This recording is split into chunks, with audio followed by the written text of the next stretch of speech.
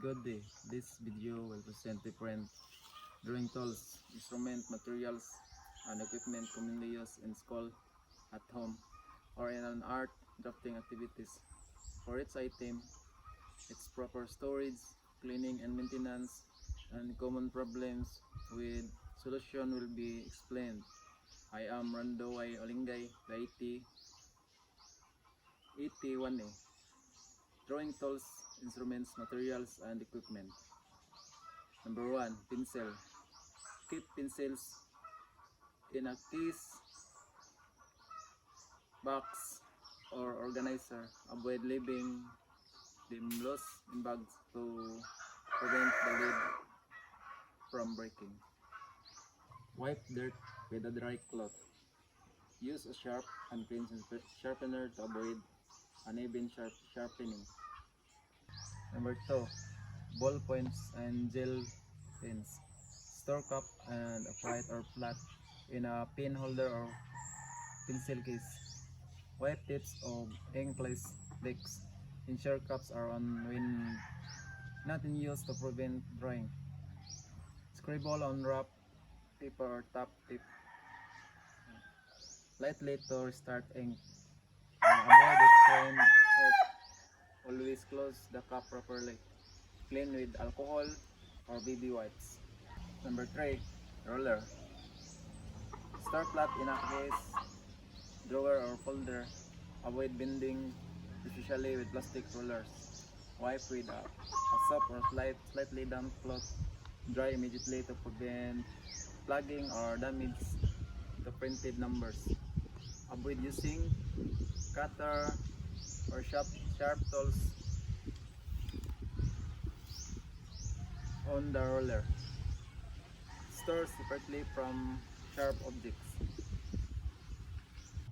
Number 4. Compass. Store in a mat seat. Hard to protect sharp needle and movable joints. White metal parts after use to prevent rust. Tighten screw gently if they become loose. Tighten using a small screwdriver. Keep dry a small from all joints. Replace lead or sharpen it smoothly. Number 5. Scissors. Store in a container or drawer with blade covers. Keep away from monster and young children. Wipe lids after use. Apply light oil on the screw joint to keep cutting smooth. Wipe dry after use. Apply oil. Tighten with a screwdriver. Sharpen using sandpaper or sharpening tools. Keep dry. Apply a small amount of oil on joints. Replace lid or sharpen it smoothly. Number 6. Paint brushes. Store upright with bristles facing up or lay flat on clean cloth. Never store bristles downward. Wash immediately after use. Use water for watercolor, acrylic, or thinner for all paints. Reshape bristles and let dry naturally. Close by dried paint. Wash immediately after painting. Do not soak the entire brush in water. Only soak the bristles. Avoid pressing brush too hard when painting.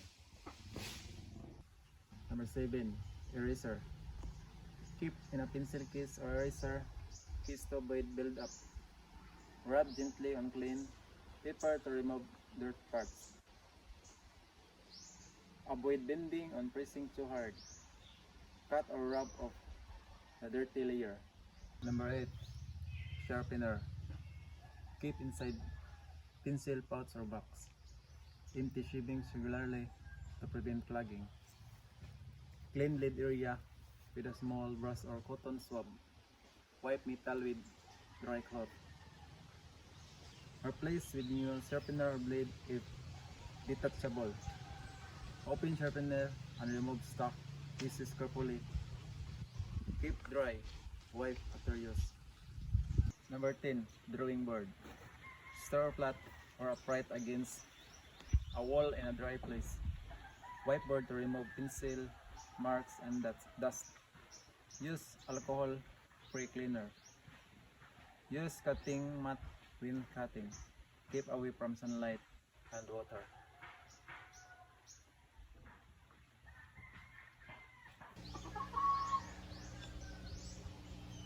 Number 3, roller. Store flat in a case, drawer or folder. Avoid bending, especially with plastic rollers. Wipe with a soft or slightly damp cloth. Dry immediately to prevent plugging or damage to printed numbers. Avoid using cutter or sharp tools on the roller. Store separately from sharp objects. Number 11. Oslo paper or bond paper. Keep flat in folder, envelope, or clipboard. Store in a clean, dry place away from food, liquids, or dusty areas. Store flat. Avoid heavy pressure on top. Handle gently and erase carefully. Number 12. Triangles rollers. Keep in folder, drawing kit, or pencil case. Wipe after use with soft cloth. Avoid dropping or bending. Keep away from sharp tools and direct sunlight. Once again, I am Rondo Y. Olingay, BIT 81E, and that's all. Thank you for watching.